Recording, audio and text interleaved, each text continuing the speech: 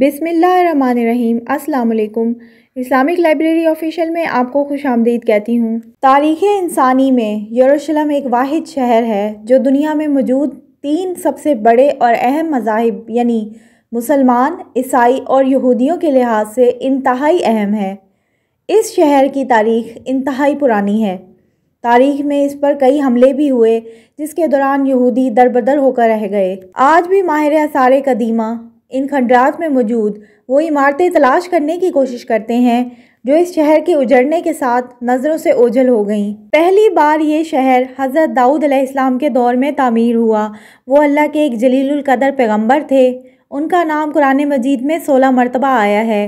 وہ پہلے پیغمبر ہیں جنہیں بنی اسرائیل کی بادشاہی بھی عطا ہوئی۔ قرآن پاک میں حضرت آدم علیہ السلام کے علاوہ حضرت داؤد علیہ السلام وہ واحد پیغمبر ہیں جنہیں خلیفہ کہہ کر بھی پکارا گیا ہے۔ آپ کو بادشاہت ملنے سے 1000 قبل میں وہ دور تھا جب بنی اسرائیل سے فلسطین کے اکثر علاقے چھینے جا چکے تھے۔ اس وقت بنی اسرائیل کے حکمران حضرت شموئیل علیہ السلام تھے، مگر وہ بہت بوڑھے ہو چکے تھے، لہٰذا بنی اسرائیل نے دشمنوں کے مقابلے میں کسی بادشاہ کے لیے اللہ پاک سے دعا مانگی۔ یوں اللہ پاک کے حکم کے مطابق حضرت شموئیل علیہ السلام نے 30 سالہ طالوت کو ان پر بادشاہ مقرر کرنا چاہا، مگر بنی اسرائیل نے انہیں بادشاہ تسلیم کرنے سے انکار کر دیا۔ ایک ایسا تابوت جس کا ذکر قرآن پاک میں موجود ہے اسے تابوت سکینہ کہتے ہیں۔ تابوت سکینہ شمشاد کی ایک لکڑی سے بنا ہوا تھا جو حضرت آدم علیہ السلام پر نازل ہوا تھا۔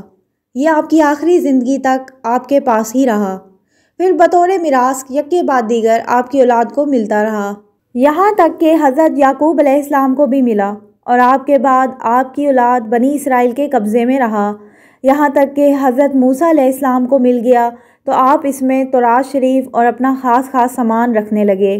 یہ بڑا مقدس اور بابرکت صندوق تھا۔ جب بنی اسرائیل کفار کے لشکروں کی کثرت اور شوکت دیکھ کر ڈر جاتے تھے، ان کے سینوں میں دل دھڑکنے لگتے تھے، تو وہ اس صندوق کو اپنے آگے رکھ لیا کرتے تھے۔ صندوق سے ایسی رحمتوں اور برکتوں کا ظہور ہوتا تھا کہ دلوں میں سکون اور اطمینان کا سامان پیدا ہو جاتا تھا۔ جس قدر صندوق آگے بڑھتا، آسمان سے کامیابی کی بشارت عظمیٰ نازل ہوا کرتی اور فتح مبین حاصل ہو جایا کرتی تھی۔ بنی اسرائیل میں جب کوئی اختلاف پیدا ہوا کرتا تھا تو بنی اسرائیل اس صندوق سے فیصلہ کراتے تھے۔ صندوق سے فیصلے کی آواز اور فتح کی بشارت سنی جاتی تھی۔ بنی اسرائیل میں اس صندوق کو آگے رکھ کر اور اس کا کو وسیلہ مان کر دعائیں مانگتے تھے۔ ان کی دعائیں قبول ہوتی تھیں، بلاؤں کی مصیبتیں اور وباؤں کی آفتیں ٹل جایا کرتی تھیں۔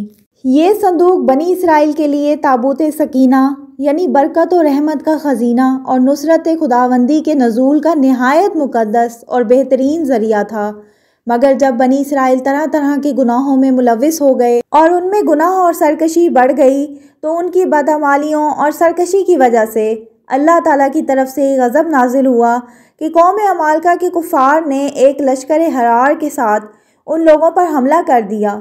ان غیر مسلموں نے بنی اسرائیل کا قتل عام کر کے ان کی بستیوں کو اجاڑ دیا، عمارتوں کو توڑ کر تہس نہس کر ڈالا اور اس صندوق کو بھی اٹھا کر لے گئے۔ اس متبرک صندوق کو نجاستوں کے کوڑے خانے میں پھینک دیا گیا، لیکن اس بے ادبی کا قوم عمالقہ پر یہ وبال پڑا کہ یہ لوگ طرح طرح کی بلاؤں اور بیماریوں میں مبتلا ہو گئے۔ قوم عمالقہ کے 5 شہر بالکل برباد اور ویران ہو گئے، یہاں تک کہ ان کے بے ایمانوں کو یہ یقین ہو گیا کہ یہ صندوق کی بے ادبی کا عذاب ہم پر پڑ گیا ہے۔ تو ان کافروں کی آنکھیں کھل گئیں، چنانچہ انہوں نے اس مقدس صندوق کو ایک بیل گاڑی پر لاد کر بنی اسرائیل کی بستیوں کی طرف روانہ کر دیا۔ پھر اللہ نے 4 فرشتوں کو مقرر فرما دیا جو اس مبارک صندوق کو بنی اسرائیل کے نبی حضرت شموئیل علیہ السلام کی خدمت میں لائے۔ اس طرح بنی اسرائیل کی کھوئی ہوئی نعمت انہیں دوبارہ مل گئی، اور یہ صندوق ٹھیک اس وقت حضرت شموئیل علیہ السلام کے پاس پہنچا جب حضرت شموئیل علیہ السلام نے طالوت کو بادشاہ بنایا تھا، اور بنی اسرائیل طالوت کی بادشاہی تسلیم کرنے کے لیے تیار نہ تھے، اور یہی شرط ٹھہری تھی کہ مقدس صندوق آ جائے تو ہم طالوت کی بادشاہی تسلیم کر لیں گے۔ چنانچہ صندوق آ گیا اور بنی اسرائیل طالوت کی بادشاہی پر رضامند ہو گئے۔ اس مقدس صندوق میں حضرت موسیٰ علیہ السلام کا عصا، ان کی جوتیاں، حضرت ہارون علیہ السلام کا امامہ اور حضرت سلیمان علیہ السلام کی انگوٹھی اور تورات کی تختیوں کے چند ٹکڑے، کچھ من و سلوا، یہ سب سامان اس میں تھے۔ قرآن مجید پارہ نمبر 2 سورہ بقرہ آیت نمبر 248 میں ارشاد ہوتا ہے، اور ان سے ان کے نبی نے فرمایا، اس کی بادشاہی کی نشانی یہ ہے کہ تمہارے پاس وہ تابوت آ جائے گا جس میں تمہارے رب کی طرف سے دلوں کا چین ہے، اور معزز موسیٰ اور معزز ہارون کی چھوڑی ہوئی چیزوں کا بقیہ ہے۔ فرشتے اسے اٹھائے ہوئے ہوں گے، بے شک اس میں تمہارے لیے بڑی نشانی ہے اگر تم ایمان والے ہو۔ حضرت داؤد علیہ السلام نے طالوت کے لشکر میں کم عمری میں شمولیت اختیار کی۔ اس وقت دشمن فلسطین کے سپہ سالار جالوت نے اسرائیلیوں کو مقابلے کی دعوت دی، مگر پورے اسرائیلیوں میں سے کسی میں بھی مقابلہ کرنے کی ہمت نہ تھی۔ یوں حضرت داؤد علیہ السلام اس کے مقابلے میں نکلے اور اسے قتل کر دیا۔ اس واقعے نے حضرت داؤد علیہ السلام کو بنی اسرائیل کی آنکھوں کا تارا بنا دیا، لہٰذا طالوت نے اپنی بیٹی حضرت داؤد علیہ السلام سے بیاہ دی۔ یوں وقت گزرتا گیا، یہاں تک کہ حضرت داؤد علیہ السلام بنی اسرائیل کے حکمران بنے اور انہیں نبوت بھی عطا کی گئی۔ آپ نے یروشلم کی بنیاد رکھ کر وہاں تابوت سکینہ کی حفاظت کے لیے ایک ہیکل یا محل تعمیر کرنا شروع کیا۔ آپ نے بنی اسرائیل پر 40 سال حکومت کی، مگر آپ کے دور میں یہ ہیکل مکمل نہ ہو سکا، اور آپ کے بیٹے حضرت سلیمان علیہ السلام نے اسے مکمل کیا۔ اسی لیے اس کو ہیکل سلیمانی یا فرسٹ ٹیمپل بھی کہا جاتا ہے۔ حضرت سلیمان علیہ السلام کے بعد بنی اسرائیل کے جھگڑے شروع ہو گئے، جس کے نتیجے میں 2 ریاستیں، شمالی فلسطین میں سلطنت اسرائیل اور جنوبی فلسطین میں سلطنت یہود قائم ہو گئی۔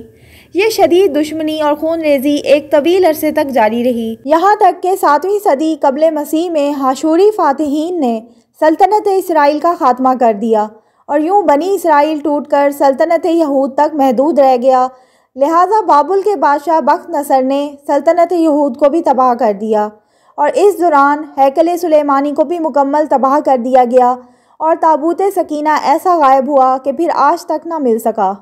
یہ تھی میری آج کی ویڈیو۔ اگر آپ کو میری ویڈیو اچھی لگتی ہے تو میرے چینل کو سبسکرائب کریں، میری ویڈیوز کو لائک کریں اور شیئر کریں۔ اللہ حافظ۔